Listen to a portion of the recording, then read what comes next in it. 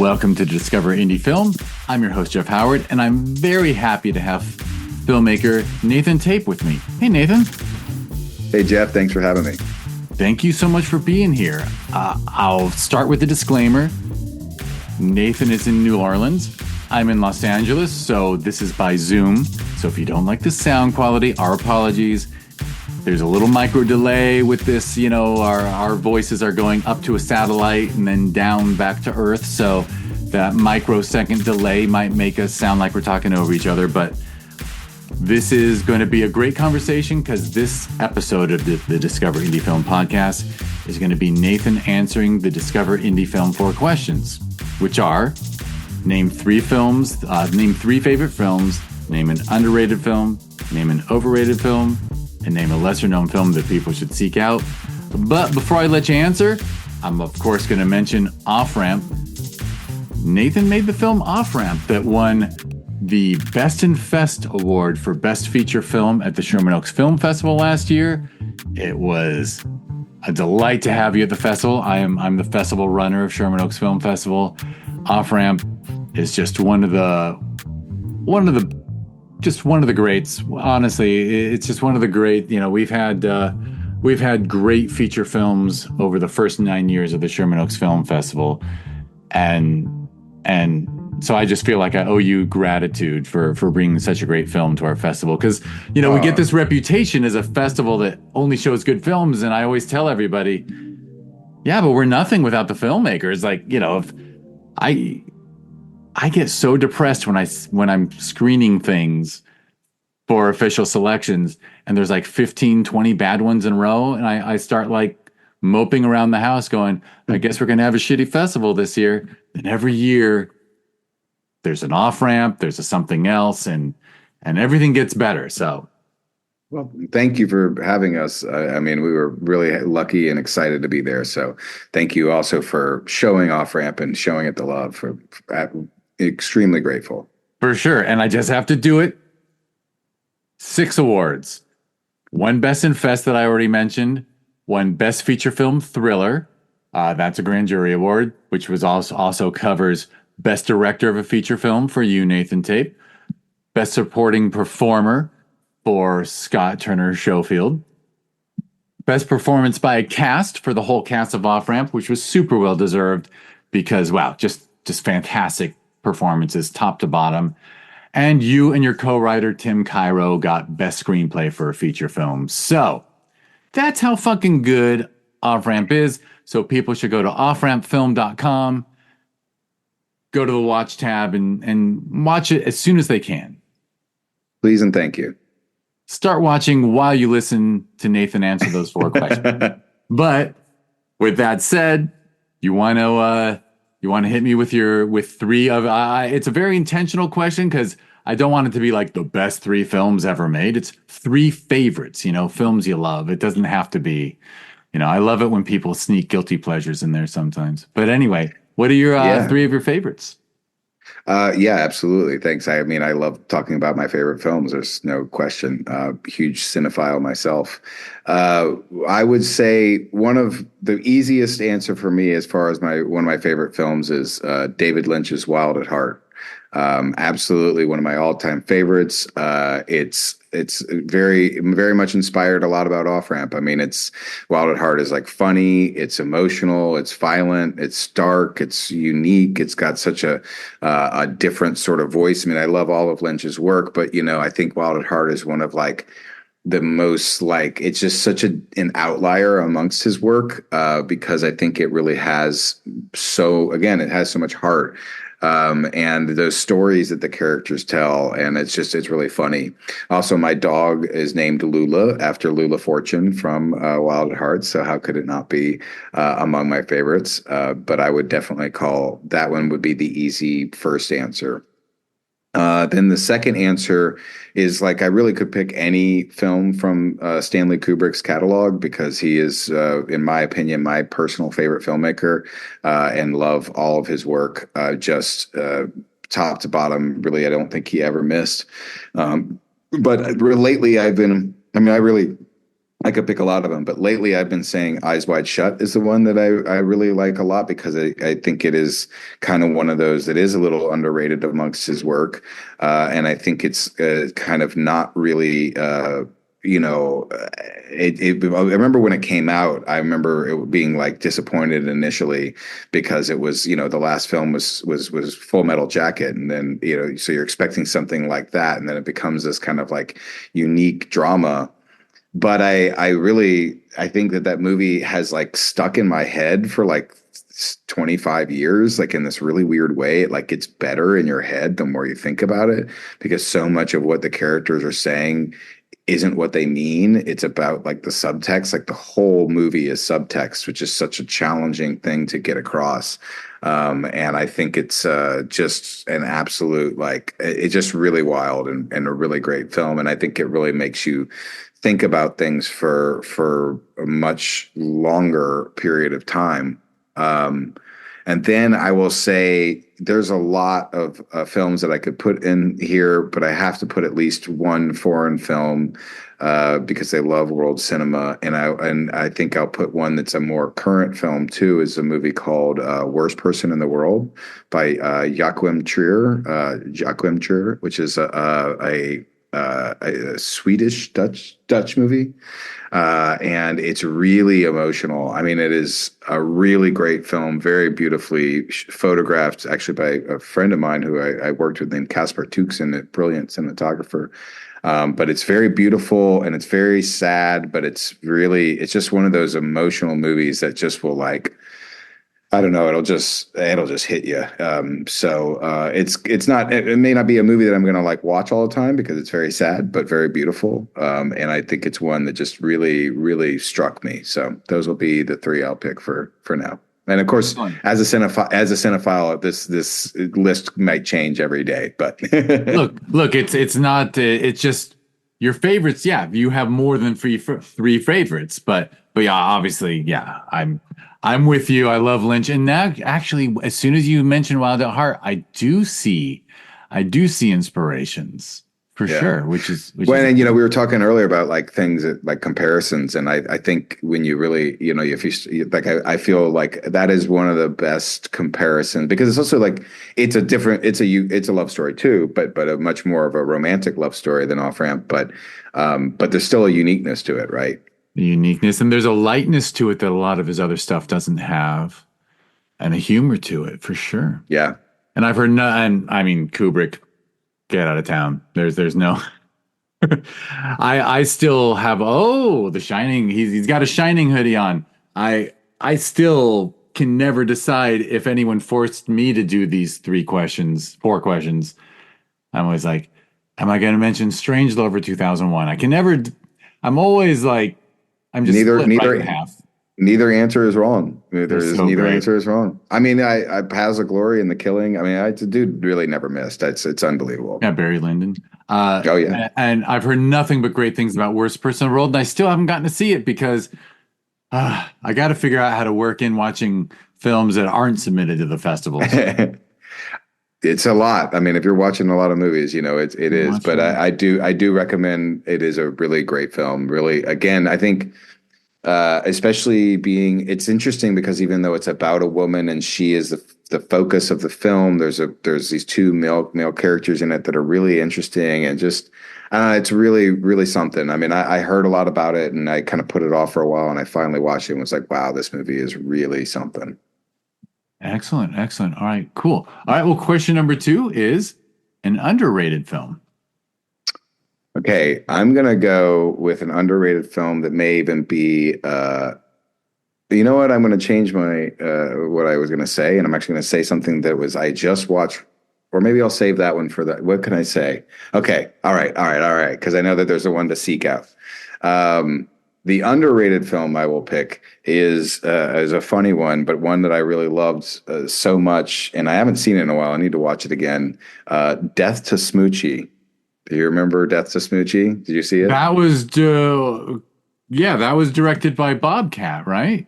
Goldthwait? No, it was directed by Danny DeVito. Danny, you're right, Danny DeVito. Sorry, yeah. Death to Smoochie, Rob Williams, and Yeah, I think that movie's really funny and really dark and really strange. I don't know if it's like a genius work of art, but I really love it. So I think, I mean, I think it is. I think, whatever. I get to decide. It's my list. So, And it's kind of right. It's kind of when Ed Norton finally got to show us he can be funny. yeah, yeah, yeah. It is, but And it's also now, really like, dark and sad. Yeah, dark as that, but I mean, yeah, I mean, now, like, in all the Wes Anderson films, he might be the funniest person in any of them. that's true. And That's very he true. was just dead serious until, yeah, Yeah. got to Smoochie. God, I wish I had a million. Well, maybe someday I'll retire and get to rewatch movies. I know, right? That's a hard part because there's so many movies to watch. So like rewatching things becomes really like a challenge too, because you're like, gosh, there's so much new Right. to watch. That's one of the joys of the festival for me is I never get to rewatch films, and the festival because I watch them as a jury member and then I watch them in the theater. I do get to see them a second time, and it's very fun. All right, question number three is an overrated film. This one is easy for me. I would say Oppenheimer, I think, is massively overrated. I think Chris Nolan is a real hit or miss for me. He has some of the, I think Dunkirk is absolutely genius. Like, I think it is one of the greatest movies in cinema. I think Memento is equally brilliant.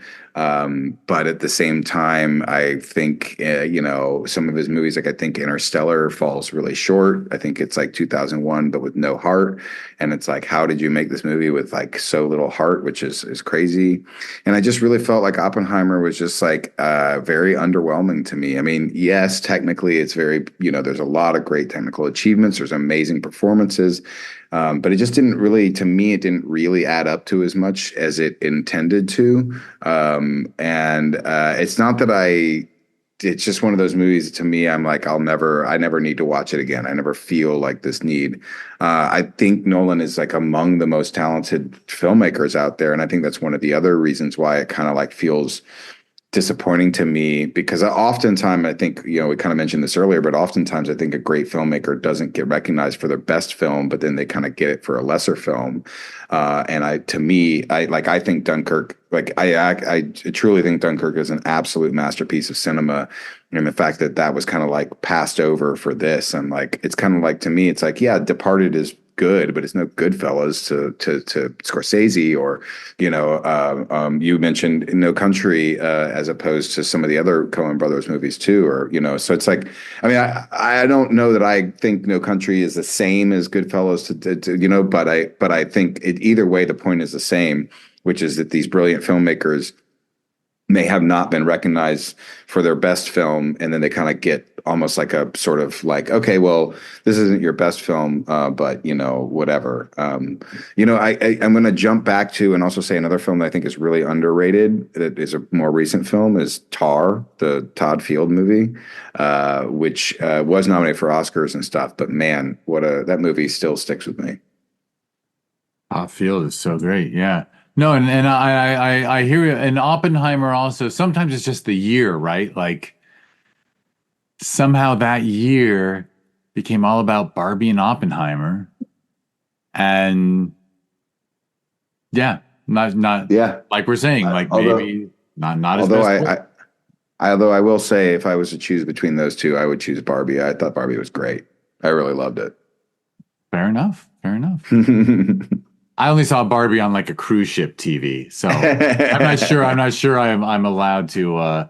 And the edible had already kicked in, so I'm not sure I'm allowed to Yeah, comment on it. it's all valid. But the last, the last question is that lesser known for people to seek out. So I'm going to cheat and do two here. One of them is an old film that if you have, maybe people have seen it, maybe they haven't, but it's called A Matter of Life and Death by Powell and Pressburger, the British film. It was also called Stairway to Heaven here in the US because it was right after World War II and they didn't want to put death in any title of any movie, so they call it Stairway to Heaven.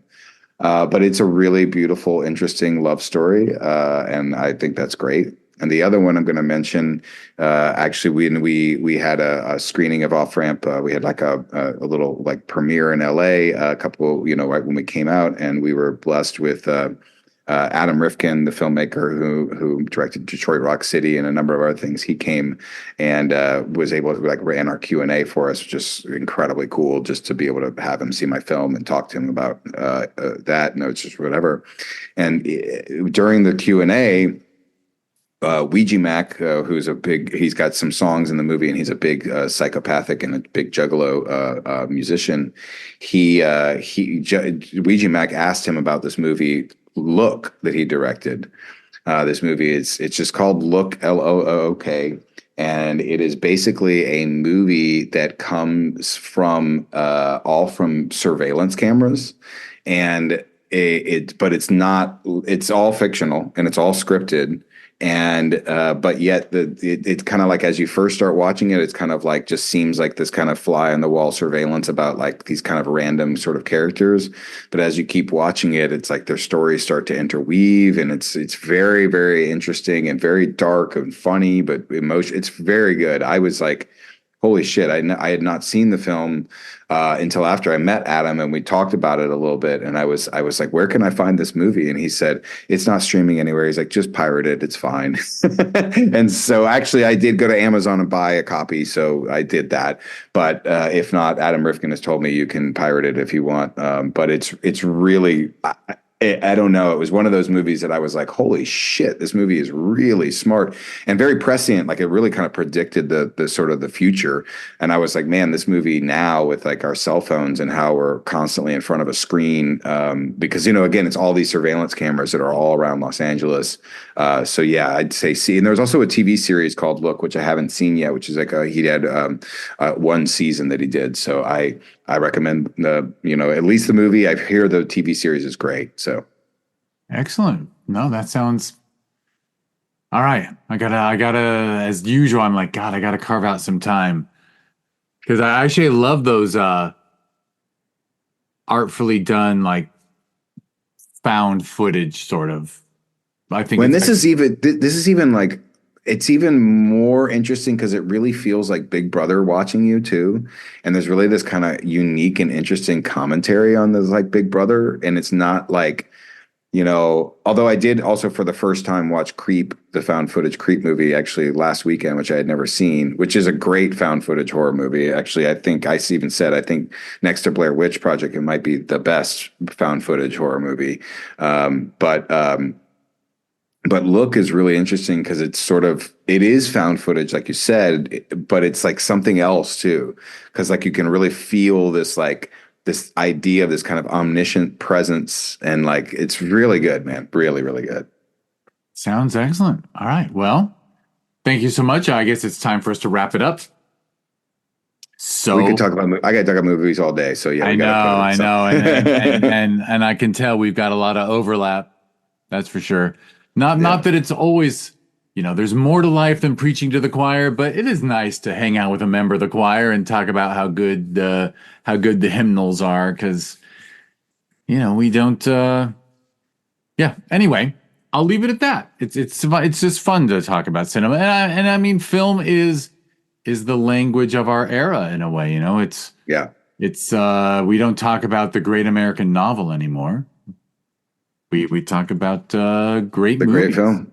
Yeah, I think the film, I think it's the culmination of all the great human art forms, because it's got writing, it's got photography, it's got painting, it's got choreography, it has acting, it has design, it's got music. Everything's music and sound design. I mean, all of these things have to come together to make something really special. And I really do think that at its best, it is the greatest art form that we have sort of created as humans. So obviously I'm biased, but that's what I think.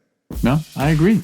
All right. Well, I will get us out of here by first of all mentioning that Nathan and his film Off Ramp, you can learn all you need by going to the clickable show notes for offrampfilm.com. And it's always at offrampfilm on social media. And you even offered in your interview, you offered up your at Damn Nathan, the N of Damn. and the N of Nathan are the same N, or it's damn like blocking water, Nathan. But I think it's the other way intended. And so those will all be clickable. And then if you want to learn more about this podcast or the TV series that was born from it, just go to discoverindiefilm.com, and it's at DIFwins on social media. I mentioned a TV series. That's the Discover Indie Film series on Amazon Prime Video. Just search for Discover Indie Film, and there's 7 seasons of 10 episodes each, and each episode's 3 or 4 short films handpicked from the festival circuit. So it's kind of fun. And I named all the awards that Off Ramp won at Sherman Oaks Film Festival last year. If you go to ShermanOaksFF.com or at Sherman Oaks FF on social media, you can learn more about that festival that is, I think, forever going to be the weekend after Thanksgiving from now on. And its sister festival, Film Invasion Los Angeles, is every June, and that's filminvasionla.com, and it's at Film Invasion LA on social media. And the last thing to mention is the Indie Channel, which is available on Roku, Amazon Fire TV, Apple TV, Android TV, Android Mobile, and iOS, and better known as iPhone, iPad, whatever. And by the way, I don't think I mentioned the last time, and it's indiechannel.tv is the website. And that is a fairly new streamer devoted to indie films, and with a little bit of a socialist lean where the gross receipts are divided evenly with the artists. I will joke that this thing started during the strike, and friends were saying to me, "Well, shit, if I will not name streaming service worked that way too, there'd be no strike." So, because Lord knows, I know a lot of people with stuff on, and you think it's such a wonderful accomplishment to get on the streaming services, and then for some reason their stock goes up, and you have the honor of having your film on there without actually seeing the rewards, which doesn't feel right to me. So anyway, I agree. indiechannel.tv. All right, Nathan, it was a pleasure. Thanks so much for having me, Jeff. Really, truly awesome. And thank you everyone for listening.